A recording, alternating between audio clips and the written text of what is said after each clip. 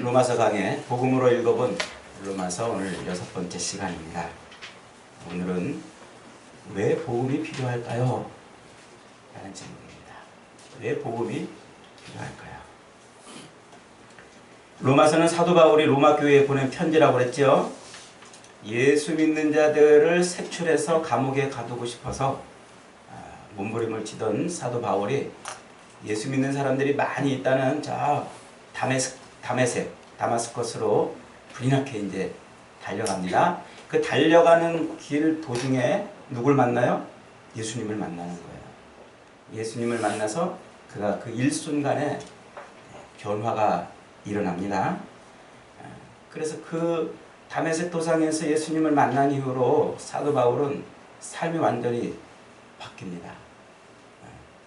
그래서 그의 머릿속에는 이제 예수밖에 안 들어있어요.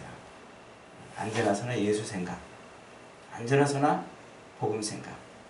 그래서 1차, 2차, 3차에 걸쳐서 아시아와 그리스 지역으로 복음을 전하죠. 예수를 전하고 복음을 전하러 쭉 돌아다닙니다. 그렇게 3번의 전도 여행을 마치고서 이제 더 먼 곳으로 가서 복음을 전하고 싶어해요. 더 먼 곳이 어딜까요? 땅끝. 너희는 땅끝까지 가서 복음을 전하라. 그 말이 아마 떠올랐던가 봐요. 그래서 땅끝이라고 생각했던 저 서바나, 스페인이죠. 이제 그곳까지 가서 복음을 전하고 싶은 마음이 생긴 거예요. 그런데 그 스페인까지 가는 그 도중에 뭐가 있어요? 이탈리아, 로마가 있는 거예요. 또 자기가 2차 전도여행을 하는 도중에 그 로마 교회, 로마에서부터 추방을 받아가지고 로마 교회를 다니다가 로마에서 이제 추방을 받아가지고 이 고린도에 온 브리스길라 아굴라 부부를 그때 만나서 로마 교회에 대한 이야기를 듣습니다. 그래서 바울이 로마에도 신실한 그리스도인이 있구나. 내가 그들과 좀 교제 좀 나눠야 되겠다. 그래서 그 로마 교회를 통해서 저 서바나, 스페인으로 복음을 전하러 가는 그 일에 좀 도움을 좀 얻어야 되겠다. 이런 생각을 했던 것 같아요. 그래서 이제 로마 교회에 편지를 보내는 거예요. 그것이 바로 이제 로마서이죠. 이 편지의 주된 내용은 자신이 믿는 복음, 자기 머릿속에 가득 차서 언제나서나 복음, 언제나서나 그 자기의 모든 것을 내던져서 전하려고 하는 그 복음의 실체가 뭔지, 그리고 왜 우리가 그 복음을 받아야 되는지, 왜 그 복음이 우리에게 필요한지를 아주 자세하게 설명하는 책이 로마서예요. 근데 아주 기가 막히게도 이 로마서는 구약 성경과 사도들이 전해줬던 그 복음, 예수 그리스도에 대한 그 복음을 완전하게 통합시키는 그런 내용을 담고 있어요. 그래서 이 로마서를 제대로 이해하면요, 구약의 그 모든 하나님께서 구원을 위해서 행하신 모든 경륜이 다 이해가 되는 거예요. 그리고 신약에서 사도들이 외쳤던 그 예수 그리스도의 십자가 죽으심과 부활이 그것이 왜 우리에게 복음인지를 정확하게 이해를 시켜주죠. 그래서 로마서는 아주 우리가 짧은 장이잖아요. 1장부터 16장까지 있으니까 여러분 기회 될 때마다 부지런히 자꾸 읽어보시면 좋을 것 같아요. 자, 이제 지난 시간까지 우리가 사도 바울이 어떻게 복음을 이해했고 그 복음을 왜 우리가 붙들고 살아야 되는지를 간략하게 설명을 했어요. 오늘 18절 말씀. 그러면 도대체 인간에게 왜 복음이 필요하냐? 왜 우리는 그 복음을 가지고 살고 왜 복음이 아니면 왜 우리가 의인이 될 수 없는지, 복음이 아니고서는 왜 하나님의 의에 이룰 수 없는지를 이제 설명해 주고 있는 거예요. 복음이 필요한 이유. 왜 우리에게 복음이 필요하냐? 18절 말씀 봅시다. 하나님의 진노가 불의로 진리를 막는 사람들의 모든 경건하지 않음과 불의에 대하여 하늘로부터 나타난다 그랬어요. 지난 시간에 이 하나님의 진노라는 말을 뭐라고 설명했어요? 사망 선고. 하나님의 진노란 사망 선고를 의미해요. 그러니까 하나님의 진노가 임했어요. 임했어. 모든 이미 아담이 에덴 동산에서 죄를 짓는 그 순간 하나님이 뭐라고 말씀하셨어요? 이것을 먹는 날에는 네가 반드시 죽으리라. 반드시 죽으리라 하고 말씀해 놓으셨는데 그걸 먹어버렸잖아요. 그리고 먹었으니까 어떻게 된 거예요? 죽었단 말이에요. 죽었단 말이에요. 그게 하나님의 진노예요. 본질상 진노의 자식이라 이래서 그걸 그렇게 표현하죠. 이 죽었다는 말은 곧 이게 하나님과 단절됐다는 거예요. 끊어졌다는 거예요. 하나님과 교제가 끊어졌다는 거예요. 그 사망 선고가 누구에게 내려졌다고요? 불의로 진리를 막는 사람들과 그들의 경건하지 않은 불의한 행위에 대해서 하나님이 사망 선고를 내렸다는 거죠. 이 진리를 막는 사람들, 불의로 진리를 막는 사람들이라고 표현하고 있는데 그 진리를 막는다라고 할 때 이 막는다라는 말은 디펜스가 아니고 이렇게 막아낸다, 방어하는 게 아니고 취한다 이런 뜻이에요. 취한다. 막아내는 게 아니고 뭐 하는 거예요? 내 것으로 취한다 하는 거예요. 내 것으로 취한다. 그러니까 불의 곧 하나님의 의가 아닌 하나님의 방법이 아닌 불의, 그 불의로 진리를 취하려고 하는 사람들에게 뭐가 내려졌다고요? 진노가 내려졌다. 하나님의 사망 선고가 내려졌다는 거예요. 그 하나님의 경륜의 방법이 아닌 다른 방법으로 진리를 취하는 게 뭐예요? 진리를 취한다는 것은요, 진리라는 말은 우리가 하나님과 교제하고 교통하는 상태를 진리라고 말해요. 하나님과 같은 상태로 있는 것. 그래서 예수님이 내가 곧 길이요 진리요 생명이라고 말씀하고 있잖아요. 그러니까 예수 그리스도께서 하나님과 같으신 분이시고 그분이 하나님께로 우리를 인도하실 수 있는 진리인 거예요. 그래서 우리가 그 진리 안에 들어간다는 것은 하나님과 교통하는 상태로 들어간다는 거예요. 그러니까 이 말을 다시 설명해 볼게요.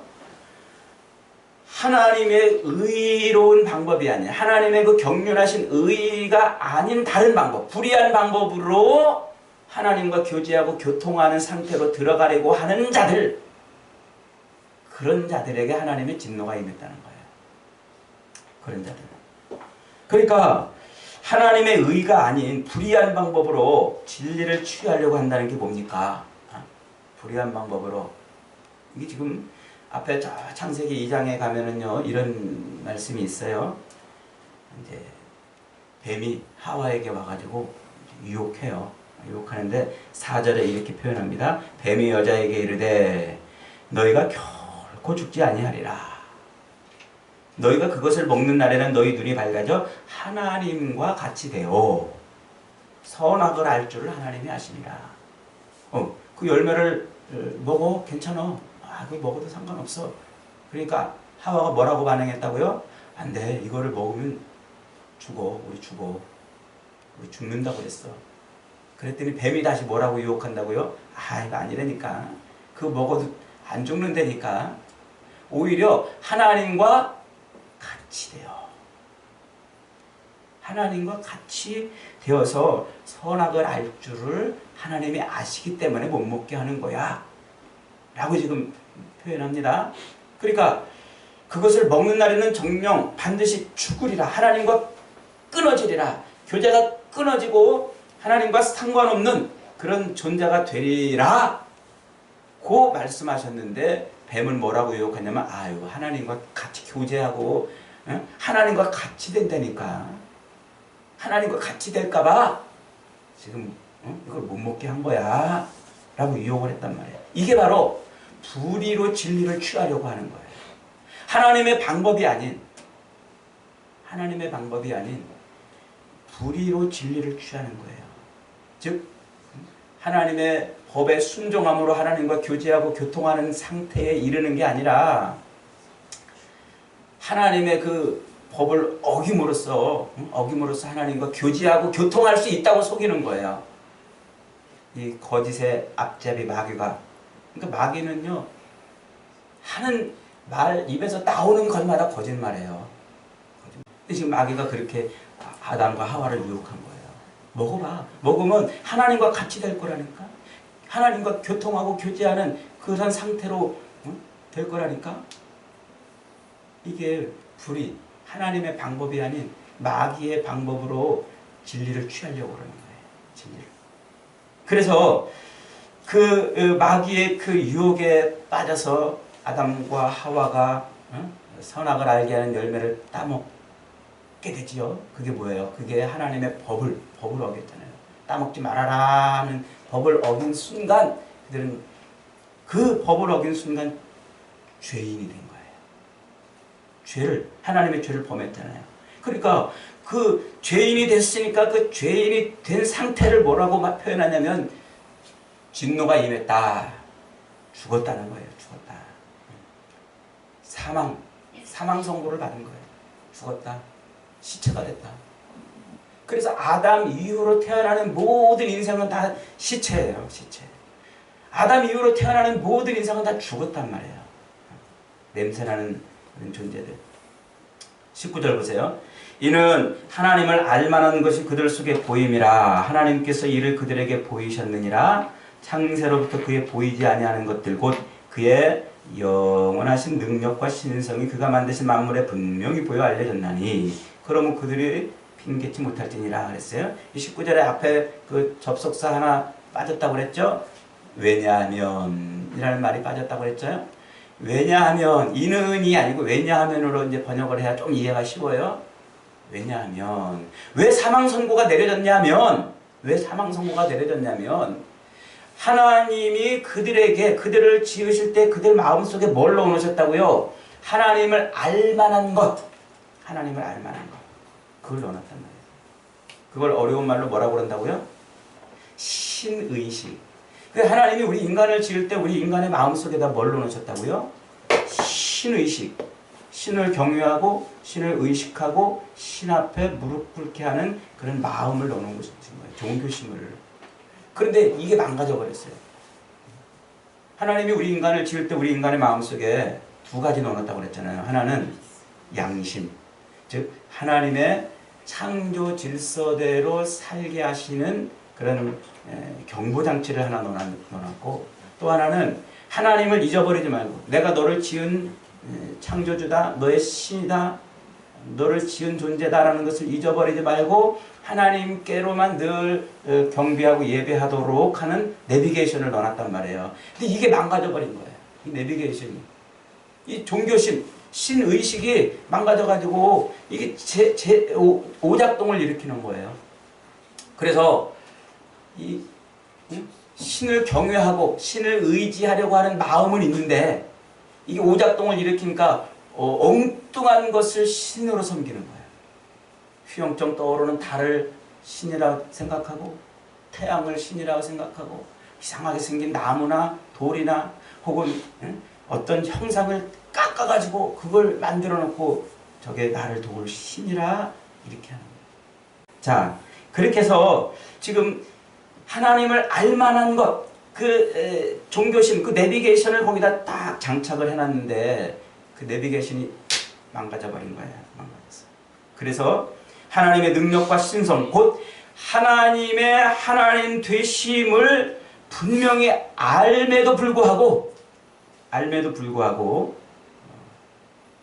그것을 하나님을 예배하지 않는 거죠.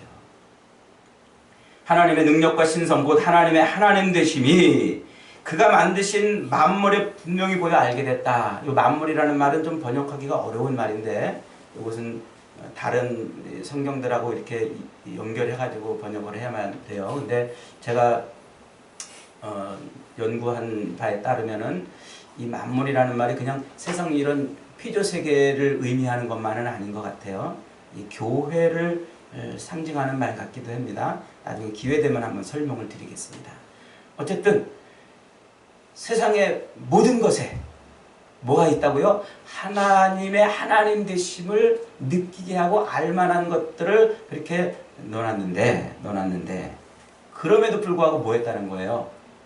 그럼에도 불구하고 거부했다는 말이에요. 거부했다. 요 핑계치 못한다라고 번역한 단어가 이게 아주 잘 번역을 잘한 것 같은데 우리로 마치 하나님의 심판대 앞에 가지고 우리가 딴 얘기를 못하는 핑계하지 못하는 것처럼 이렇게 오해를 하게 하는 번역인데 직역을 하자면은 그걸 거부했다는 말이에요. 거부했다. 그러니까 하나님을 반역했다는 말이에요. 누가? 우리 인간들이. 그 결과 어떤 일이 벌어졌다고요? 하나님을 알되 하나님을 영화롭게도 아니하고 감사하지도 아니하고 생각이 허망하여 미련하고 마음이 어두워졌고 스스로 지혜 있다 어리석게 되어서 썩어지지 아니하는 하나님의 영광을 썩어질 사람과 새와 짐승과 기어다니는 동물의 모양의 우상으로 바뀌었다. 그러니까 하나님을 알만한 그것을 우리 안에 넣어놨음에도 불구하고 그래서 탁 보는 순간 하나님이 계시구나. 우리의 주인이 우리의 창조주가 하나님이시구나 라고 하는 것을 알매도 불구하고 뭐 했다고요? 거부했단 말이에요. 하나님에게 반역을 한 거예요. 마귀의 그 유혹과 미혹에 붙들려가지고 반역한 거예요. 그래서 하나님 아닌 엉뚱한 것을 하나님처럼 섬긴다는 거예요. 하나님처럼. 그게 이제 불의로 진리를 취하려고 하는 일이 벌어진 것이죠. 그러므로 하나님께서 그들의 마음의 정욕대로 더러움에 내버려 두사. 마음의 정욕대로 더러움에 내버려 두사. 즉 욕망대로 살게 했다는 거예요. 욕망대로. 욕망이 이끄는 대로. 사람들이 하나님을 반역하고 하나님의 그 명령을 어김으로 죽어버린, 교제가 끊어지고 단절이 돼버린 그 인간들, 그 죄인들을 어떻게 했다고요? 더러움에 그냥 내버려 두신 거예요. 그 상태 쫓아가가지고 막 얼른 일으키고 눈물을 닦아주시고 그 상처를 닦아주시고 죄를 막 닦아주시지 않고 그 하나님의 명령을 어긴 그 순간 그냥 내버려 둔 거예요. 죽어버린 그 상태로 내버려 둔 거예요. 하나님 없이 살게 만들어 둔 거죠. 하나님 없이. 그래서 우리 인간은 하나님 없이 이렇게 세상에 모든 인생들이 하나님 없이 살게 된 존재가 된 거예요. 하나님 없이. 그 하나님 없이 산다라는 말은요, 이게 이제 욕망과 욕심을 채우려고 산다 이런 뜻이에요. 그래서 그들의 몸을 서로 욕되게 하셨다 이렇게 말했죠. 욕되게 하셨다는 말은 부끄럽게 하셨다 혹은 악하게 내버려 두셨다 이런 뜻이에요. 거기에 그 말에요. 24절에 그들의 몸을 서로 욕되게 하셨으니 할 때 그 서로라는 단어는 사실은 원문에 없는 단어인데 이것을 이제 번역하는 번역자가 해석을 해가지고 번역을 하지 않고 해석을 해가지고 서로라는 단어를 넣어놨어요. 아마도 이제 이 번역자는 그 밑에 뒤에 나오는 구절들, 동성애를 암시하는 구절들을 생각하면서 이제 서로라고 이렇게 이제 여기다가 넣어놓은 것 같은데, 그들의 몸을 욕되게 하셨다 하는 말은 그 욕망대로 살게 했다는 거예요. 그리고 그 몸, 하나님이 만들어 오신 그 몸이 욕망과 정욕에 빠져 살게 하셨다는 거예요. 욕망과 정욕에. 그래서 그들의 사는 삶 자체는 뭐라고요? 욕망과 정욕을 채우려고 사는 삶이라 하는 거죠. 그 때문에 그래서 이제 욕망에 이끌려서 정욕을 채우려고 몸부림치며 사는 삶, 이 땅에서의 모든 삶이 하나님이 없어지니까, 하나님과 상관없이 사니까, 하나님께서 그냥 죽은 대로 방치해서 내버려 두니까 이 땅에서 사는 그 모든 죄인들의 삶은, 그 삶은 어떤 모습으로 나타났다고요? 자기 욕망과 정욕을 채우려고 몸부림치는 삶으로 나타났다고요. 몸부림치는 삶으로. 그래서 그 자체가 뭐라는 거예요? 이 땅에서 사는 그 자기 욕망과 정욕을 채우려고 몸부림치면서 사는 삶 자체가 부끄럽고 혹은 악한 모습이라는 거예요. 우리는 이 땅에서 막 내가 어떤 야망을 세워놓고 막 그것을 이루고 그것을 성취하면은 대단히 잘한 인생처럼 그렇게 사는데 그게 그 속에 하나님이 없으면 뭐라는 거예요? 부끄러운 일이라는 거예요. 악한 일이라는 거예요. 그 때문에 하나님이 그냥 그렇게 살게 내버려 두신 거예요. 26절입니다. 이 때문에 하나님께서 그들을 부끄러운 욕심에 내버려 두셨으니, 이게 이제 욕망을 채우려고 애쓰고 몸부림치는 삶이라고 그랬죠. 그것대로 그냥 살게 내버려 두셨다는 말이에요. 그렇게 내버려 두니까 어떤 일이 벌어졌다고요? 그들의 여자들도 순리대로 쓸 것을 바꾸어 영리로 쓰며, 또 그와 같이 남자들도 순리대로 여자 쓰기를 버리고 서로를 향하여 음욕이 불릴 듯하매 남자가 남자와 더불어 부끄러운 일을 행하여 그들의 그릇 때문에 상당한 보응을 그들 자신이 받았느니라. 이 상당한 보응을 받았다는 말은 앞에서 말한 하나님의 진노가 임했다는 거예요. 이미 진노를 받았다는 거예요. 이제 이걸 요즘에 동성애자들을 이제 비난하면서 상당한 보응을 에이즈라고 이렇게 이제 해석을 하기도 하는데, 에이즈라는 해석은 너무 좁은 해석이에요. 하나님의 진노. 이 말이 뭐냐면, 그 하나님께서 그 이제 욕망과 욕심을 채우려고 애쓰고 몸부림치며 사는 그 삶, 그러니까 이 세상에서 사는 하나님과 단절돼서 하나님의 그 진노를 받은 삶 자체는 이미 이 세상에서 욕망과 욕심을 채우려고 몸부림치는 삶이라는 거예요. 이 땅에서 죄인들의 삶은 다 그런 거라는 거예요. 그러니까 욕망과 욕심을 채우면서 사는 그 삶은 순리대로 사는 삶이 아니고, 순리대로 사는 삶이 아니고 영리로 사는 거예요. 영리로. 순리대로 산다는 말이 뭘까요? 순리대로는 말은 하나님의 창조 질서대로 산다는 거예요. 창조 질서. 그러니까 하나님이 우리 인간을 창조하셨을 때 그 창조의 질서에 따라 살아간다는 것이죠. 근데 그 창조 질서를 어떻게 했다는 거예요? 거슬렸다. 그 창조 질서에서 빗나가게 사는 거예요. 창조 질서. 창조 질서가 뭡니까? 하나님이 우리 인간을 지으실 때 우리 인간에게 주신 창조 질서가 뭐예요? 창세기 1장 27절로 28절에서 이렇게 말씀하고 있죠. 하나님이 자기 형상 곧 하나님의 형상대로 사람을 창조하시되 남자와 여자를 창조하시고 하나님이 그들에게 복을 주시며 그들에게 이르시되 생육하고 번성하여 땅에 충만하라. 땅을 정복하고 다스리고 또 바다의 물고기와 하늘의 새와 땅에 움직이는 모든 생물을 다스리라 그랬어요. 이게 남자와 여자를 지으시고 남자와 여자들에게 주신, 인간에게 주신 창조 질서예요. 그게 뭐예요? 그 인간에게 주신 창조 질서, 하나님의 그 창조 질서가 뭐예요? 생육하고 번성하고 땅에 충만한 거예요. 생육하고 번성하고 땅에 충만한 삶, 그렇게 사는 게 뭐라고요? 그게 하나님의 창조 질서라는 거예요. 그런데 이 남녀가 만나가지고 그 하나님의 창조 질서대로 살지 않고 이제 어떻게 산다고요? 그 창조 질서를 거슬려 산다고요. 여기서 거슬린다는 것은 이제 대항한다 이 개념이 아니고 이제 파라의 개념에 비스무리하게 산다는 이런 뜻이에요. 그러니까 창조 질서를 완전히 거스리고 거꾸로 사는 게 아니라 창조 질서처럼 사는데, 그게 뭐라는 거예요? 자기 욕망과 욕심을 채우는 삶이라는 거예요. 그래서 생육하고 번성하는 것은 없고 뭐만 남았다고요? 쾌락과 욕망만 남았다고요. 하나님의 창조 질서가 뭐라고요?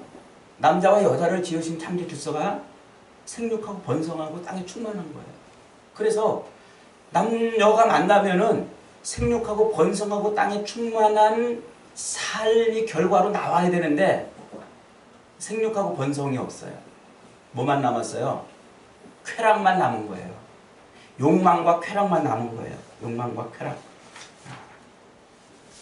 그러니까 인간의 삶이 하나님의 창조 질서처럼 사는 건데, 서로 사랑해.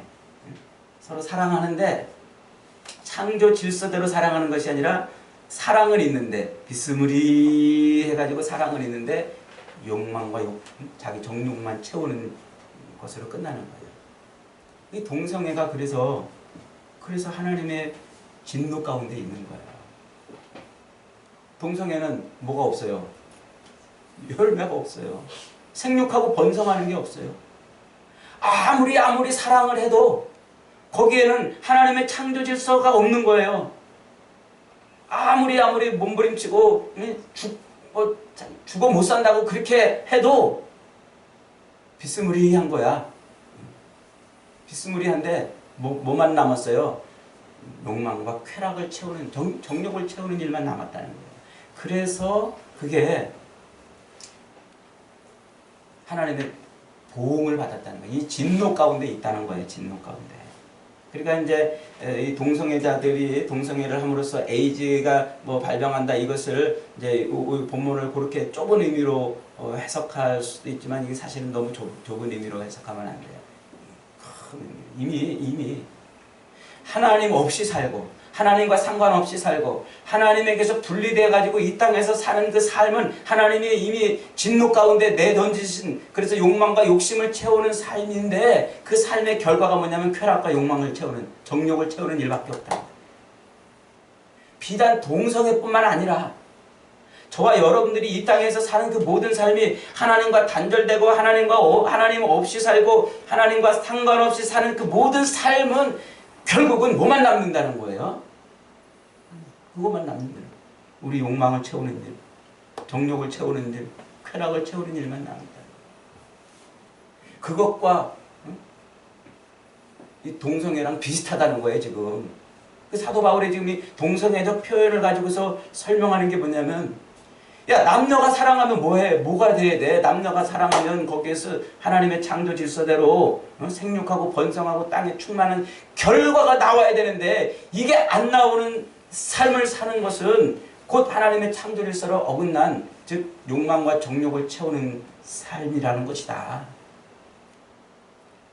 그 동성애자들이 그렇게 사는 것처럼 자기들은 사랑이라고 그렇게 사는데 결국은 하나님의 창조 질서를 거슬리는 것처럼 우리가 지금 저와 여러분이 이 땅에서 몸부림치고 이 땅에서 애쓰고 수고하고 열심히 살아도 우리의 삶이 하나님과 상관없는 삶이라면 뭐라는 거예요?